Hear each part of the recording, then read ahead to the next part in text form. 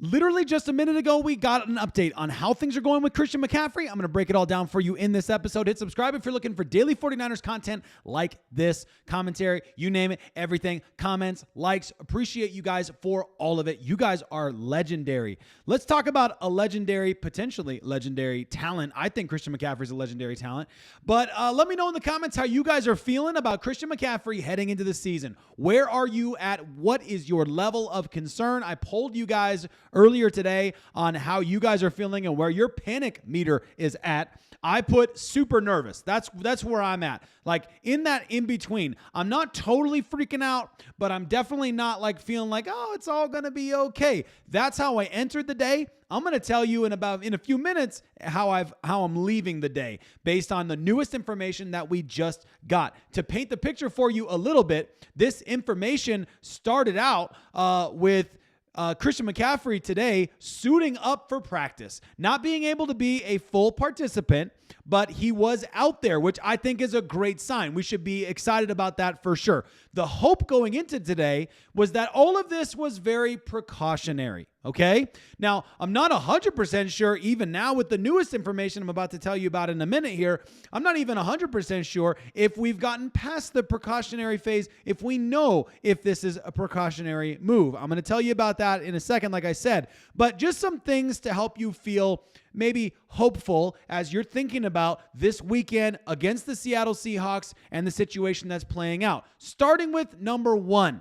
Matt Maiocco went out this morning saying that he did not get any sense that the 49ers were super concerned. None of the vibes in the facility yesterday, and he hung around a little bit longer than a lot of other people because he had to do some other stuff with NBC Sports Bay Area alongside with Kyle Shanahan and did not get any vibes of panic in the building. That's a good sign. Then on top of that, Tom Pelissero went out today and said that he didn't get the sense from his sources that alarm bells were going off. So good signs from Tom Pelissero as well.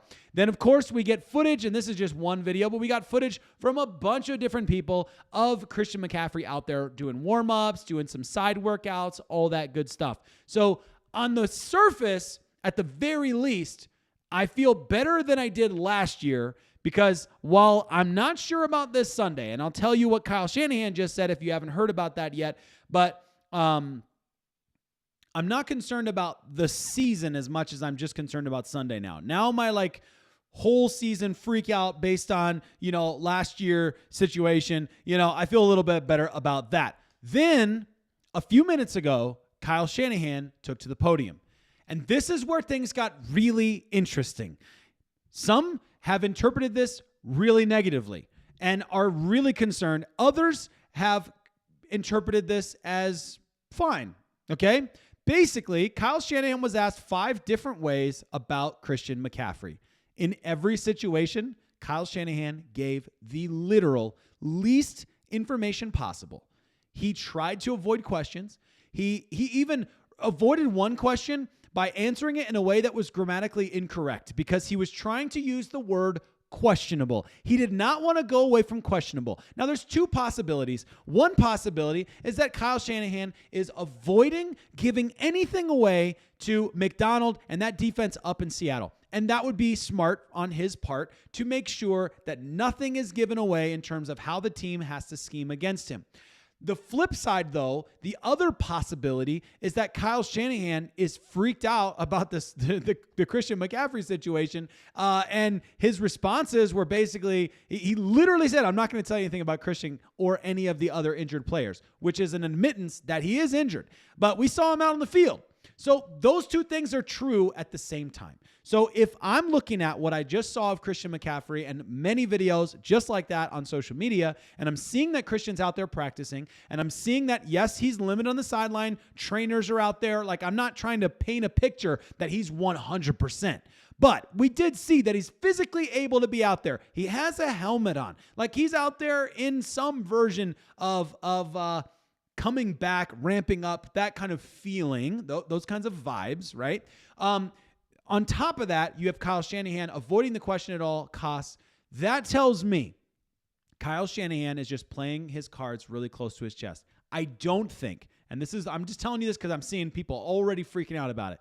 I don't think Kyle Shanahan is answering questions as confusingly as he is because he's freaked out about Christian McCaffrey and doesn't know how to say it. I think that this is Kyle Shanahan playing his cards close to his chest, doesn't want to give anything away. I do think that he's actually concerned about Christian McCaffrey's injury. But I don't think, based on what we've seen of Christian McCaffrey, I don't think that this is like full-blown freak out like we had last time. It does seem, based on his answers, that what we learned, I think, is that there was an isolated event that took place yesterday that kind of caused the injury. Whatever this calf thing is, it does not appear, if it's completely isolated, meaning it's a new injury, it's not a serious one because he was back on his legs today doing lots of fun stuff that would definitely hurt a really tight calf, right? However, the way that he talked about it was something that came up or happened yesterday. That tells me it's probably related to a previous injury. So I'm guessing probably Achilles tendonitis, something like that. If it's related to the Achilles tendonitis, then you understand the concern a little bit around when's he going to be healthy. You know, that's the thing that you worry about with the Achilles tendonitis. The fact that he's able to be out there and he's training and stuff gives me hope that he's not going on IR. That's the big thing that would worry me right now. If he ends up on IR, then we're talking about a long-term challenge, just like last year, where you come right up to week 1 and you think that he's going to be playing soon, and then you're like, oh, he didn't play. Okay, maybe he'll play next week or the week after that. Oh, he's on IR. Now he's not going to play for a long time. It just gets messy really fast. I think this situation is not like last year. I'm hoping that that's the case. I'm telling you the vibe that I'm getting. Let me know in the comments if you listened to the interview too. Let me know what you guys think. But I wanted to go live quickly to make sure that you guys got this information for those of you that are busy at work and didn't have a chance to take a look at it. That's the news. He did talk about Brian Robinson Jr., so hats off to whoever it was that asked that question. I think it was Larry Krueger. About Brian Robinson and if he's ready to go. And basically said Brian Robinson Jr. is ready to go with this week's game plan. He doesn't know the full scheme yet, but he's ready to go for this week's game plan. So that's a good sign. That's at least a step in the right direction. He's only been like 3 full practices with the 49ers.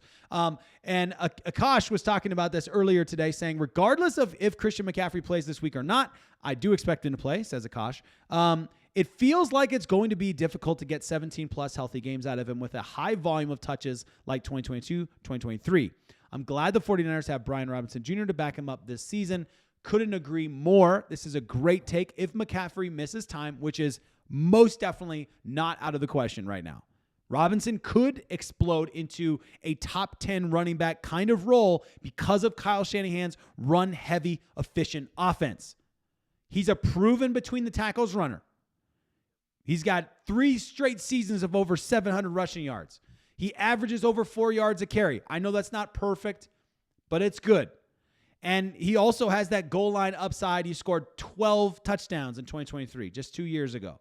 So I like the upside on him. The 49ers pick him up in the final year of his contract, which is also a perfect setup for Brian Robinson Jr. because now he's on this prove-it deal, and he's only going to have a limited amount of opportunities, assuming Christian McCaffrey is healthy for good portions of the season. He's only going to have a limited amount of opportunities to get out there and prove it for this deal. And this, for him, probably feels like a little bit of a second chance handed to him by the 49ers, that he's going to get out there, and because of Christian McCaffrey's questionableness, he's at least going to be practicing like he's going to start. He's going to be preparing to start, and he's going to have opportunities this season. Whether it's 10 snaps a game or more, I don't know. But he's going to have opportunities this season to go out there and prove to other teams out there, potentially the 49ers as well, that he has the ability to be an RB1, and he still can play at that level. So we'll wait and see how it all plays out, but I like how it sets up for the 49ers. I like that this sets up this way. I would have loved better Christian McCaffrey news, but I will take what I can get, and I think right now he's literally going to be marked as questionable to play against the Seahawks. Based on what we saw with him being sidelined, he's got 2 days. I don't know if he's going to be full go. That one's going to be kind of game time knowledge. No one's going to know until we see them in warm-ups. However, if Christian McCaffrey is not available, we're going to learn a lot about Brian Robinson Jr. and Isaac Guerendo, who are probably going to be splitting the snaps pretty heavily. I would not even be surprised if Isaac Guerendo gets the RB1 snaps just because Brian Robinson Jr. hasn't been around a lot. So we're going to see opportunities there. Jordan James has been back at practice, but I don't know if he's a full go yet. So we'll have to wait and see how this is all going to play out in the running back room. I'm hoping that Christian McCaffrey is going to be ready to go. I really like to see that. That would be the best case scenario. But the 49ers have been wildly cautious with Christian McCaffrey so far, and you understand why. And so this might be the 49ers being really cautious. This might be that something's going on that is not good, and he's well enough to be out there and kind of stretching and stuff and doing some of those kinds of movements, but not well enough to be a full go. We'll wait and see how it all goes. I should buy a t-shirt that just says wait and see because I feel like that's what I say all the time, but that's just how it plays out. Either way, big, massive game on Sunday. Massive game.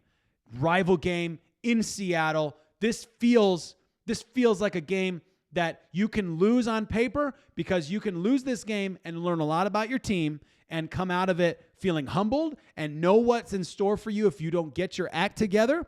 And there's a positive way of looking at what it looks like if you lose week 1. Like the Dallas Cowboys probably walk out of that game and they feel okay about their loss because they know if CeeDee Lamb catches the football in a couple scenarios, if your tight end catches the football in a scenario, then all of a sudden you look like you might have won that game. And I understand that perspective. I completely understand why the Cowboys would be feeling okay. That sort of situation is possible. But obviously, the massive ideal would be the 49ers showing up on Sunday and absolutely destroying the Seahawks. The 49ers showing up and saying, I don't care if Christian McCaffrey's ready or not. We're ready, and we're going to win, and we're going to own this. And the defense saying, we're going to be the tone setters on this football team. The special teams saying, we're not going to give up a single yard. That's what I want to see. I can't wait for it. I'm so hyped about it. Appreciate all of you guys and very much looking forward to what you guys have to say and all the conversations we're about to have in the next few days. It's going to be super interesting. Appreciate you guys. Have a fantastic weekend.